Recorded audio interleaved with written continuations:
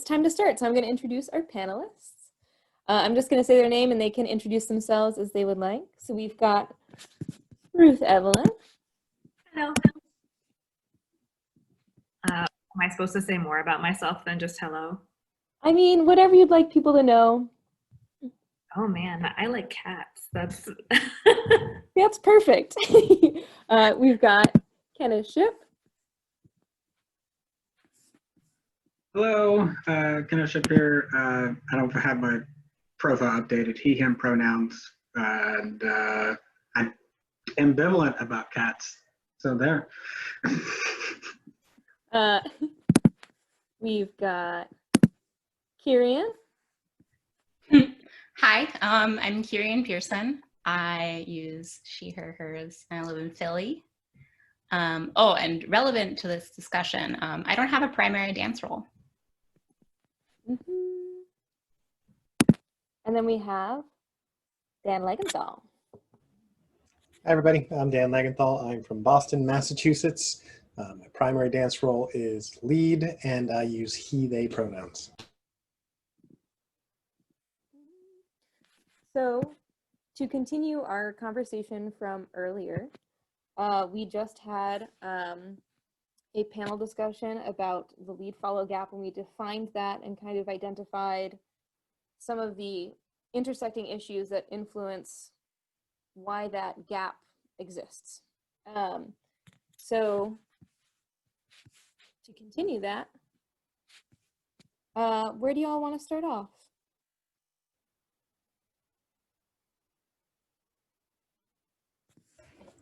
There's no wrong starting place. Yeah, so perhaps we want to talk about how we approach teaching lead and follows as a good starting spot.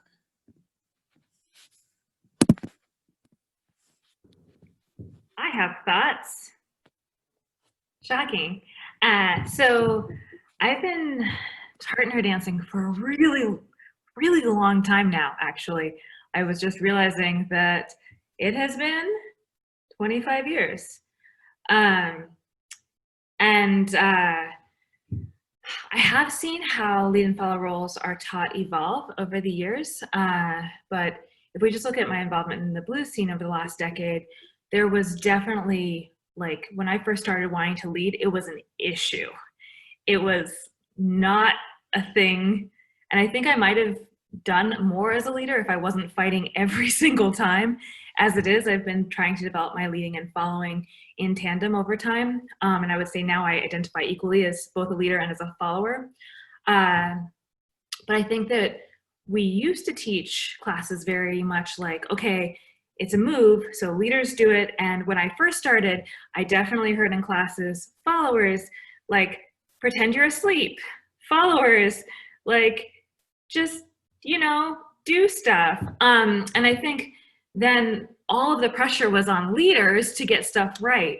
Now, as time has progressed, I think we've gotten away from this. Hopefully we've gotten away from this. But what I've noticed in classes more recently is that we're getting better at telling leaders and followers what they should be working on, but we are still kind of telling people how they should be executing things. And so when I hop into classes as a leader, I don't really have an opportunity to practice my leading skills. And even as the teacher, when I hop in and dance with a follower, they're doing the thing, and I'm like, oh, and I almost feel like I'm following more when I lead, sometimes than when I follow. And so it's an interesting, over time, ideally, I think what we want to get to is teach people how to both learn the skills of leading and of following, and everyone the skills of dancing. And I think that balance is tricksy. So I have been involved with a variety of different dance communities for my career, from including West Coast Swing, Balboa, the Lindy Hop community, blues dance. And I mention that because this issue and what Ruth has brought up occurs across all of them. But I wouldn't say that each of these communities experiences this like lead follow gap in the same manner. I think one thing that is unique to our community is that the dances that we do place personal authenticity and sort of your own voice so much higher on the scale of values, right? Like, to make a crude comparison, if you're swinging out really fast at 300 beats per minute, it's not a lot of time to see small, intricate detail of dancing, right? It's more about the athleticism. And so I think that like technical focus and like, this is how you lead the thing and this is how you follow the thing doesn't produce the same problems that it does in our community. Simply because the dynamics of the dances themselves are different. That's a thought. I'm curious if the rest of you panelists have a different opinion about that. Kerian, I think you had a thought. Yeah. So for me, a really key thing is that I take group classes predominantly as a lead because I feel it is partially because there's still a lot of teaching to leads in class and neglecting follow, like anything a follow could possibly know about a move before experiencing it. But because I feel like there are very concrete ways to develop your leading, and the aspect that I struggle most with is creativity and variety in the moves I lead. And the only way that gets better is with practice. But I definitely feel that there's kind of like this amorphous idea of what you can do to become an excellent follow. Like, what is it that follow must learn to really up their dancing skills? And I think putting a finger on that is difficult, especially in a group class space. I think it takes a lot of internal body awareness, which is really difficult to teach in a group setting.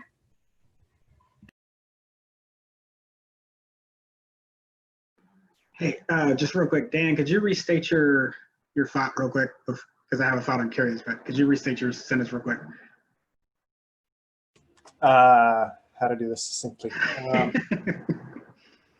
I guess I'm positing that the dynamics of the given dance / community have a big impact on how much of this gap you see, assuming that you're still using the same teaching techniques, for example.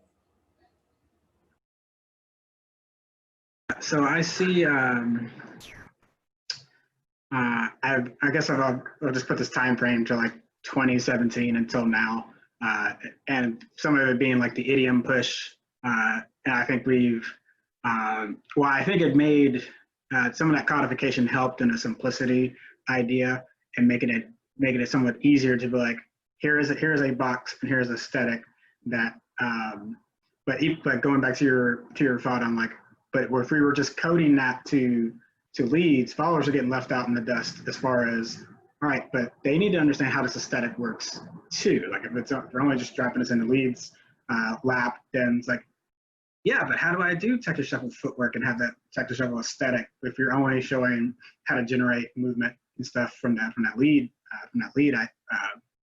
position, and then we miss out a lot on that inner body, or that body autonomy, as far as like, I know how to like, okay, I'll keep using Texas Shuffle, is that, okay, I know how to move myself through this dance before I know how to connect with someone through it. Like I can make my feet interact with the floor. I can like have some of that push and pull in myself before I ever like attach that with someone else. And like getting to Kerian's,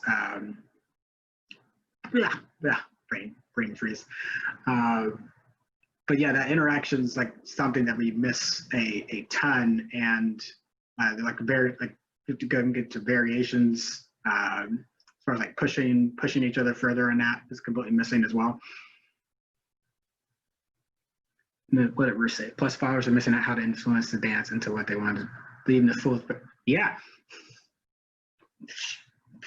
Did you want to jump in, Ruth? You were doing so well. I just like what you're saying. Yeah, I completely agree. I think that I've talked to a lot of followers who've been frustrated by the shift into idiom-focused dances, and a lot of leaders who feel so much pressure. I think this idea of like, how many dances am I supposed to know how to lead at any given moment? Like, for myself, like, I'm gonna be honest, like, there are some dances I lead better than others because there are so many, right? Even ones I teach. And I think it can get overwhelming to feel like you have to have the responsibility solely of knowing enough idioms and enough vocabulary in each idiom that when a song comes on, you'll pick a good idiom, and then you'll be able to lead the follower in an idiom that they'll be able to do. That's a lot.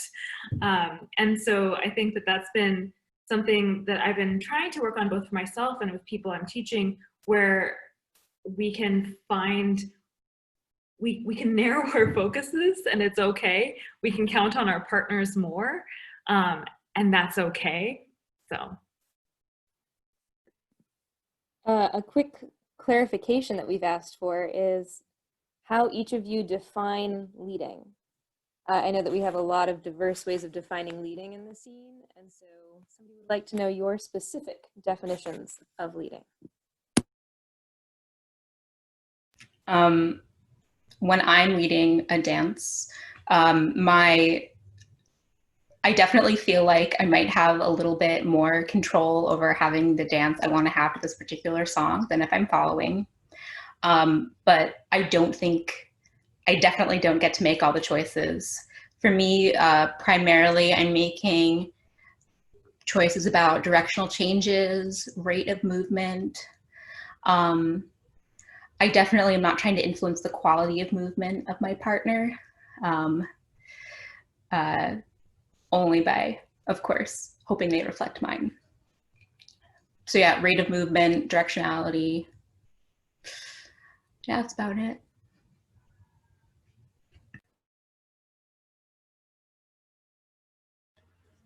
So I would say that it's not really possible to define leading and following in a complete way when talking about all dances and still have it be like universally correct.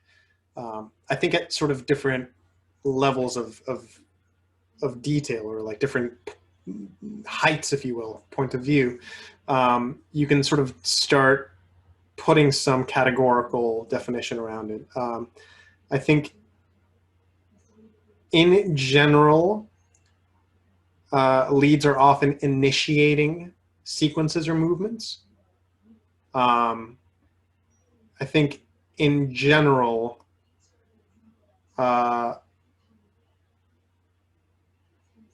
leads are managing certain aspects of the dance depending on the dance, right? Like position in space or momentum.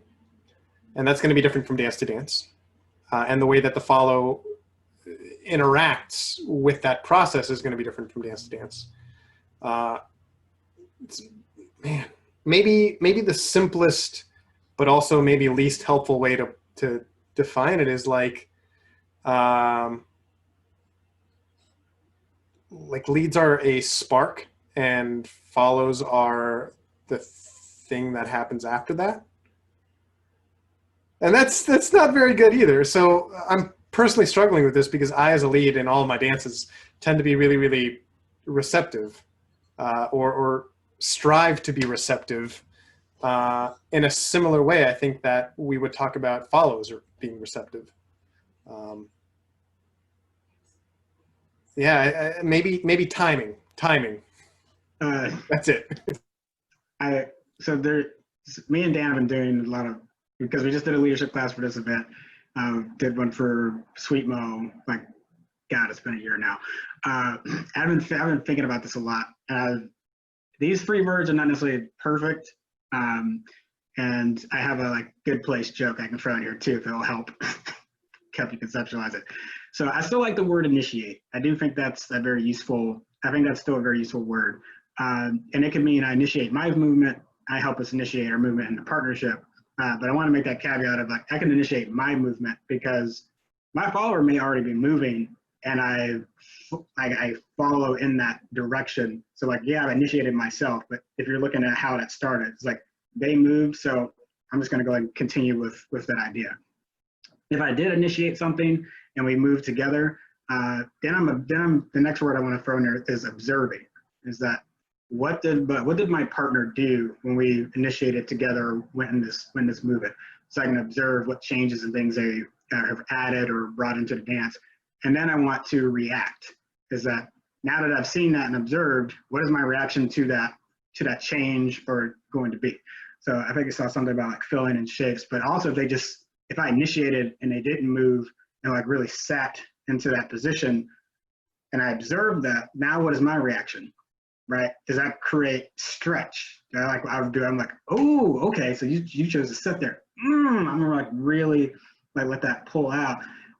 So then I'm gonna observe again. It's like now if they enjoy that energy, I'm like, it's like, yeah, now I do want to do something with that stretch we created. I'm observing, and then I'm gonna react again. And we could kind of throw those words in different orders too. So like when I was talking about initiating, but my partner's already moving, so that could honestly be react.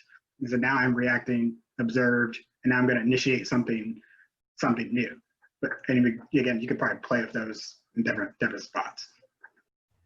I feel like you illustrated a thing, which is why we're all struggling to talk about this. And it's like the higher the level goes, like the more leading and following start to resemble each other and start to become harder to pull apart, right?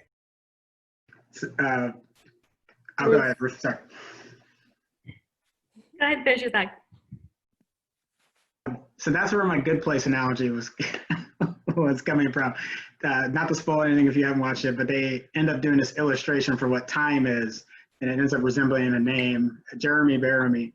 And it's this crazy cursive looped name.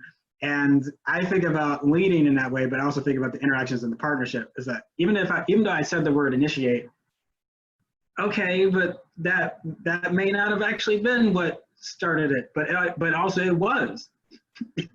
At some point, that was something that started a thing, but also like so I know that could be like probably more in the brains, like what? But sometimes it is like that in a dance. It's like, yeah, I felt the thing and I started to do a thing, but I don't know, was that because you did this thing and that influenced me and I kept that thing going? Or like, yeah, was that you? Was that me? It's a Ouija board. Absolutely. And I think, so as somebody who I think has been more known for following and more skilled in following, trying to think about like taking my lead level to the same point, maybe farther, something that I had the most annoying revelation, because it's going to sound like something that a modern dance teacher would say to me in college that sounds profound, but it just makes no sense, and you think about it for the next 20 years. So I was dancing with Julie, and there was something that I just felt was missing, and then all of a sudden I was like, wait, okay, let me try something. And then we danced, and she was like, that was it. You leading me like that. Well, what was your thing? And I was like, okay, so I just thought about my following, and then I did that, but I led. And I know that is so helpful, right? You know, but it's, I think, what everyone else is speaking to, this idea that following and leading are in some ways vastly different, and in other ways they're not different at all. And oh, thanks. And so I think that as I'm contextualizing it for myself, one of the biggest changes that I make is that I change where I live in the pocket of the music. And if you're not familiar with the term pocket, notes don't just happen like that in space and time, they have duration. And so our beats, our meter, the heartbeat of the music takes time. And if you're coming from like classical music, where I used to live, there's a desire for all the musicians to live together in that time. And one of the fantastic things about jazz and blues is the musicians have a lot more, they live in different parts of that beat. And so for me as a leader, I tend to live farther forward than for Ruth as a follower. And that's the biggest difference I think that I make. And I find that sometimes if I've been leading a lot, when I go to follow, I have to go, ooh, go back, inch back, inch back. And if I've been following a lot as a leader, I have to be like, oh wait, here we go, this is where we live. I'm also gonna give a shout out for just more conversations related to this. Dan Legenthal, Mike Legenthal, Julie Brown and I did a class that was basically, that you can still go back and watch. It was one of the pre-recorded things. That was basically us geeking out about like how different each of us are as leaders and followers. And so it kind of addresses some of these ideas. But basically for me as a leader, it's echoing what everybody else is saying. I think that instead of thinking, I have a plan, why are you getting in the way of my plan? I think, your energy is going this way. Ooh, what if we take it this way? And so I'm getting my ideas from my followers. So in a sense, I'm reacting, but then I'm taking the energy and I'm sending it in a new direction. And I think leading versus following, of course, as a follower, you can do this, but I tend to do it more as a leader. Kerian, you have a note? Oh. Yeah, I saw Chrissy J actually put a question earlier. Actually, they clarified their question earlier about what are some things that you do when you follow that you think are super key for leading, or like ideas that are traditionally related with following that are super key for when you lead. For me, like absolutely necessary is making sure like the quality of my movement is suitable to the music. Because that is, first of all, it's something that can become almost automatic and unconscious, but can increase like the quality of the dance you have pretty substantially, and the quality of the dance your partner experiences pretty substantially, as opposed to like just thinking about variety of moves. That's exhausting and also not as interesting, frankly. So the quality of my motion being a key part of how I experience the dance when I lead is frequently not thought of. Also super key, of course, is listening to your partner. I know that's like super cheesy and silly, but there's no way that I can lead an enjoyable dance for either of us, honestly, if I'm not taking into account where my partner's weight is, what their, where my partner's weight is, how their body is reacting to certain things, and also like what their ideas are. Listening as a lead is just as important as listening as a follow. So this might be a good segue into a couple of earlier questions we had. Chris asked, do you all feel the lead-follow gap is due to a difference in effort and approach in leads versus follows at all? And Felina followed up, do you think that primary follows start receiving technique styling information earlier and perhaps grow faster because they aren't being taught to be responsible for the mechanics of moves in the way leads are? Kenny? Okay. I'm still kind of two minds of this. To Felina's question, or sorry, to Chris's question first, is that I was really, and I can sometimes still be upset at primary leads when I would look at the competition space, or if I look at class participation and things like that. So I've had to kind of back off of some of that, like, why are you doing it? Because it's like kind of looking back at what are we doing structurally. It's like, if we're not setting them up for success well structurally, it's like once we remove those hurdles, or make it may not be a perfect 100% across the board, but if we're making better strides for like how we're approaching this content, then if we still don't see changes, might be more of like a one-on-one, like, I would love to see you like dive into this, or like things we can do as a community to like help push them further.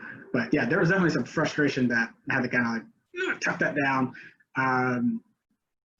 because I feel like some folks weren't putting in the effort to learn this, And then like seeing the follow, again, I'll use competition as an example, but just like look at lead follow signups in competitions. Like there's not like some big, or if you look at the participation in classes where it's like follows are sitting out 2 to 3 bunches in a rotation because they can't get, there's not enough leads in there to even work on some of the material. And like you talk to some people that have switched. It's like sometimes in class, that was their first thing that some of their first motivation was like, I want to be able to work on this and I can't because I'm spending half the class out of rotation. So at least structurally, I think that's where some of it's at. Ruth looking like, go ahead. I will say that when I was looking for practice partners who were leaders, it was very frustrating. When I started looking for practice partners who were followers, I had more people than I could fill my schedule with. Like, and this is across Lindy Hop, Balboa, Argentine Tango, Blues, like, and it was like followers who were so far above my pay grade as a leader who were like, yeah, let's practice, let's do it, let's just go here. And I felt like as a follower, I would be like, anyone, please, present company excluded. I love practicing with Kenny and with Dan. So not to discount them, we've got great practice sessions. But I think in general, it is a lot harder. And I don't know what that says. Maybe that's an answer to the question of who's working harder.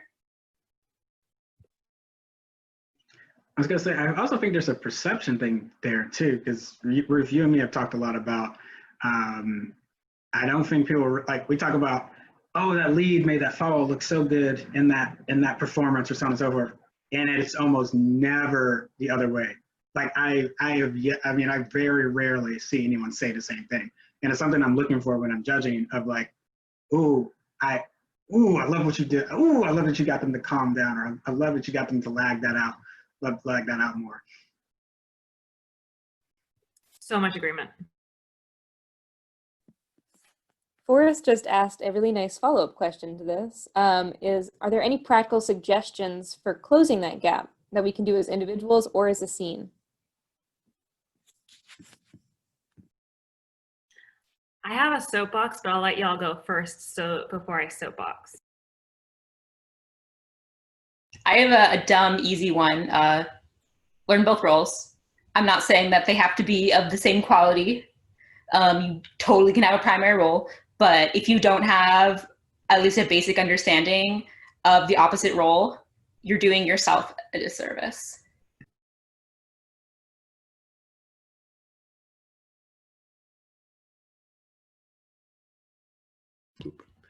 One of my go-tos is teaching people how to practice, which is a thing that we as a community are not particularly good at. We're really great at like organizing events and having classes, less good at teaching students how to be good students. While I don't think it's a magic bullet, I think it would fix a lot of issues that we see. Starting with like, when you're a beginner, it's really hard to know how to improve. So like that would help, with retention, with engagement. My 2 cents.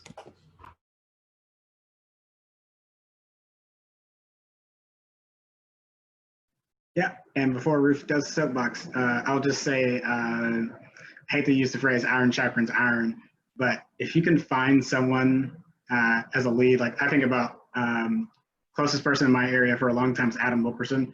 So him and me have got, like, you can kind of track our growth in the dance. It's like, it's been almost side by side because we would practice together with Crystal, and I'd find someone else to help partner with me, and we'd be in these little, we effectively had a little pod, right?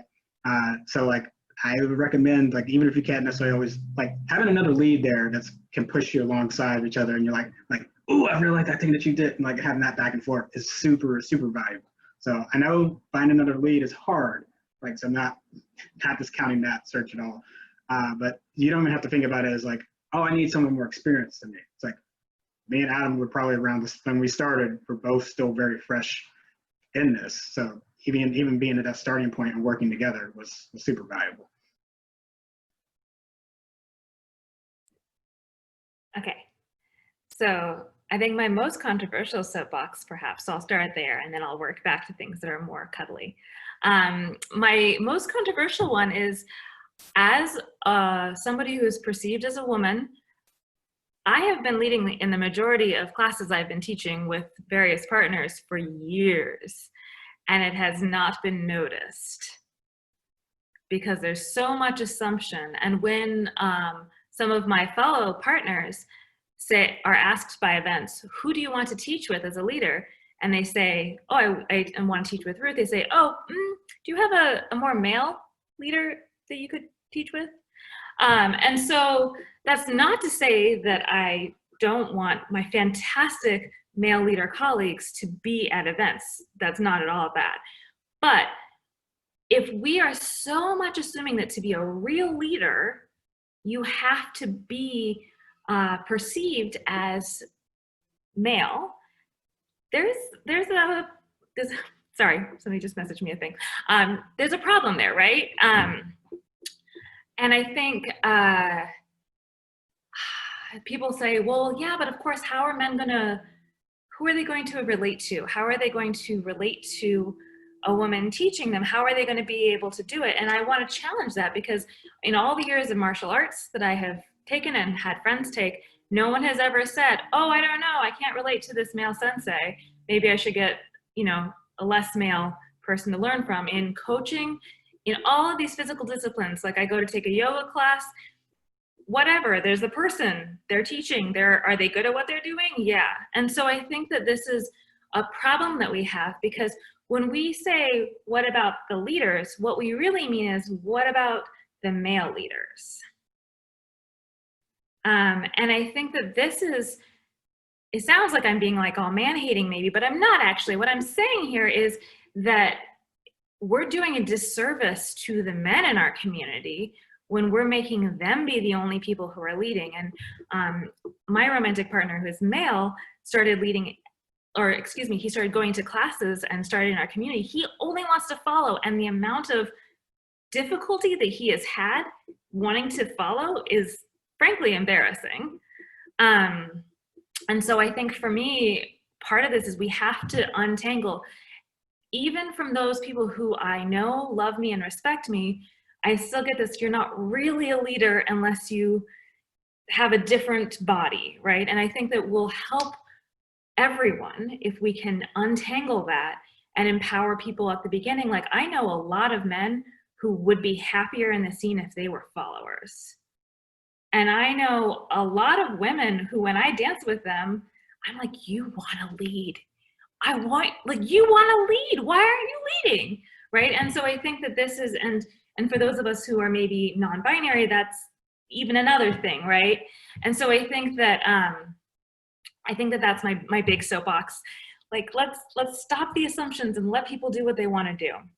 My less controversial soapboxes for what we can do with this are taking the responsibility for a good dance off of leaders.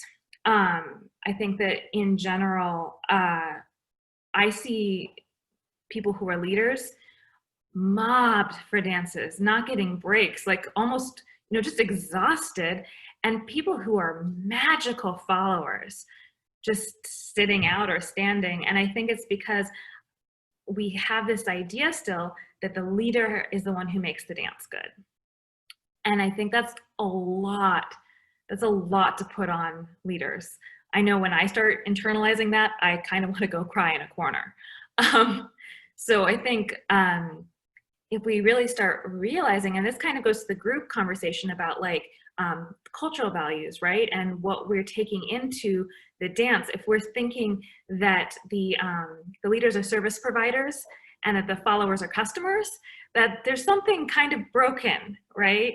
And so if we can shift our thought process to like, not just like, oh, we're lining up to go on the leader ride, and instead have this idea of like, I'm killing Kenny here. If instead we have this idea that like, we all are able to bring great things to the dance, and like, oh, there's an amazing follower, I can't wait to see how my dancing is. Like, I will tell you, when I get to dance with great followers, I am so good at leading. I'm just like the best leader ever, because that's the skill that followers can bring to the dance. Those are my soapboxes. So that, dang it, Ruth. I had a thought on that I think gets to Felina's question, and also kind of hits on Thomas's as well, is that no, I actually would not split the classes into lead follow. I think about my own dance background, coming from breakdance and then eventually learning how to do partner dance, is that I knew how to move my body. Like, I got very aware of how my body moves, and then it was a matter of like, how do I make this work for another person? But it was never really an idea of like, oh, I need someone else to help me move my body. It's like, no, that's not what we're doing here. We're going to work together and moving our bodies as a unit, but it's not about you moving my body. You are not moving me through space in the same way. Like, we're sharing that back and forth. Crap. Dang it, I'm gonna lose it again. Your last part, could you repeat that real quick?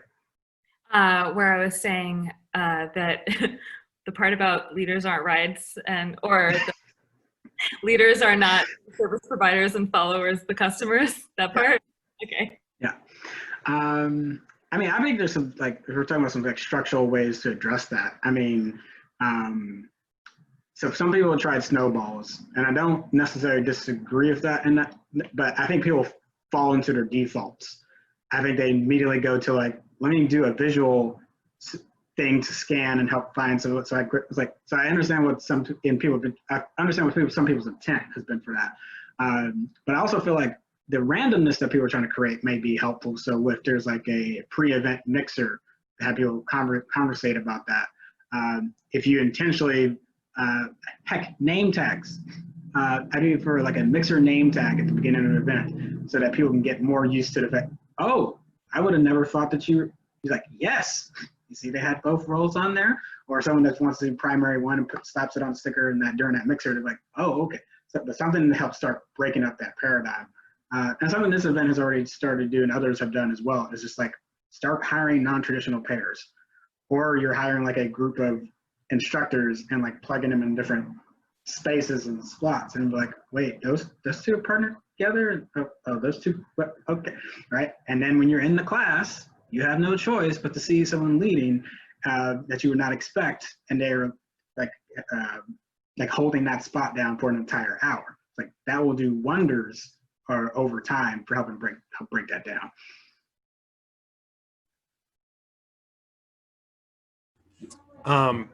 This is touching on a thing that I'm surprised that we haven't mentioned yet, but it's sort of the social aspect of these dances, which is to say, you know, I as a John Doe person who would like to learn to dance may be motivated by meeting a potential partner.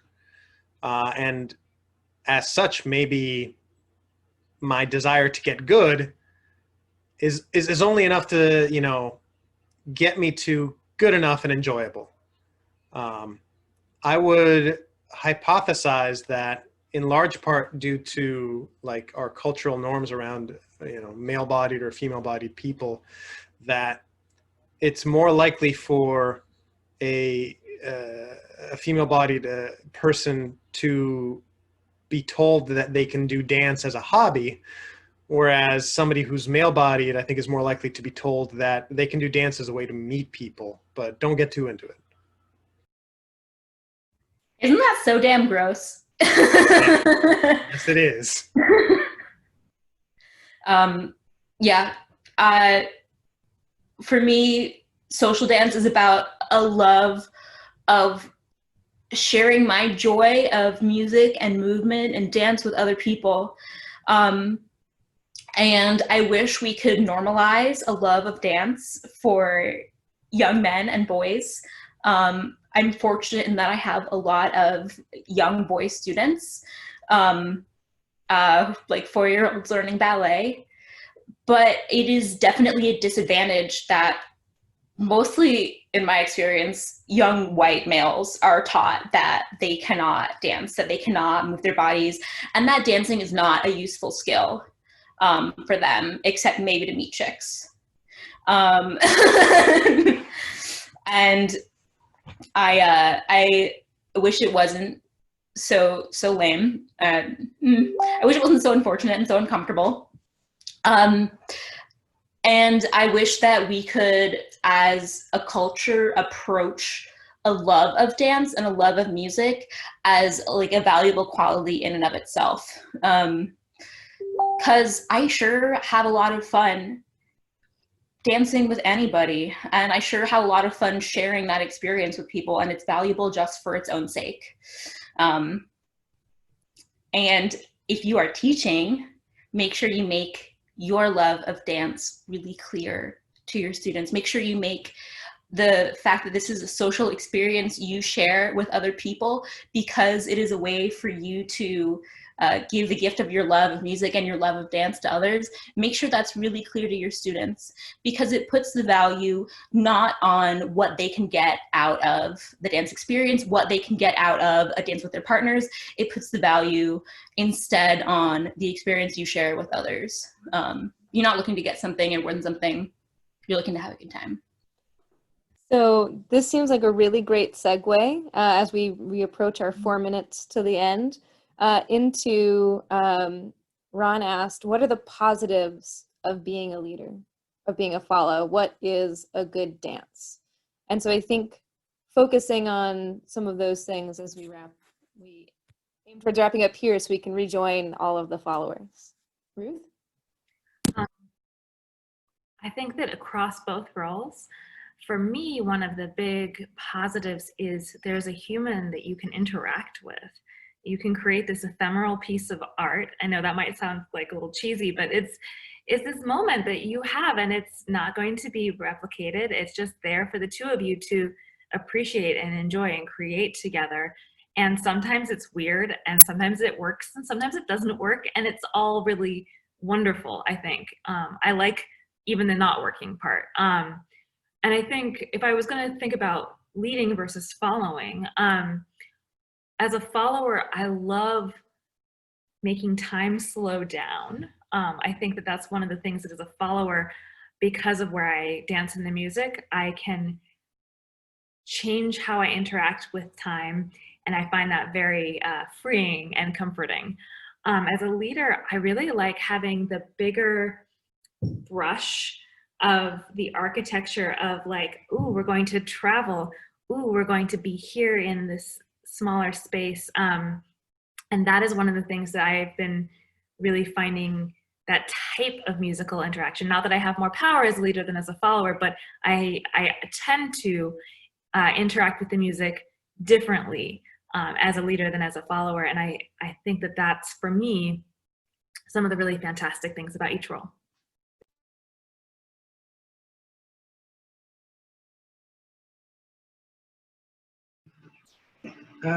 So I'll jump in on, because I'm really feeling on like what is a good dance. And I know we used to use the word conversation a lot, but something that helps me think about it is, I'm a big sci-fi nerd.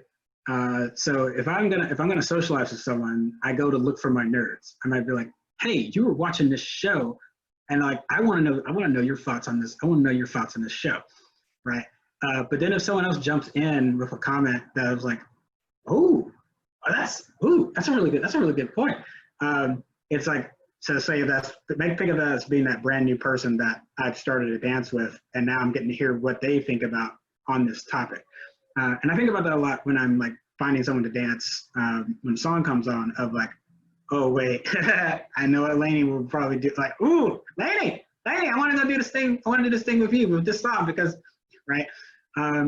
Or if maybe it's something I haven't heard and I want to dance it with someone that I was like, I'm curious what conversation we're going to have regarding this music during this 3 minutes and 30 seconds that it happens, right? So like, I don't want to just say the word conversation, just drop it there. I'm like, what does that actually mean? And it's that I'm very curious what we're going to say during this time together.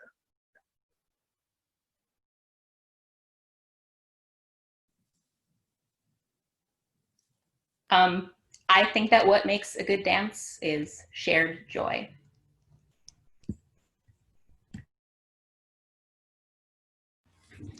Yeah, I sort of want to reframe the question because like what is good is so subjective. I feel like any dance in which you have joy, you bring joy to yourself and to your partner, is good at one level, even if it's not technically good, right? In terms of technique, I just don't think that we're often cognizant of what lens we're using for that value judgment.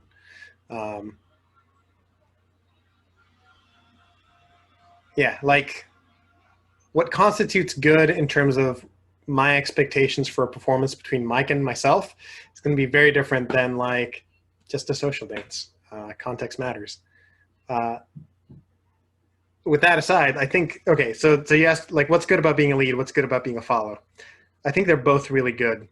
As somebody who has not spent a considerable amount of time following, but some, the things I've most enjoyed out of it are like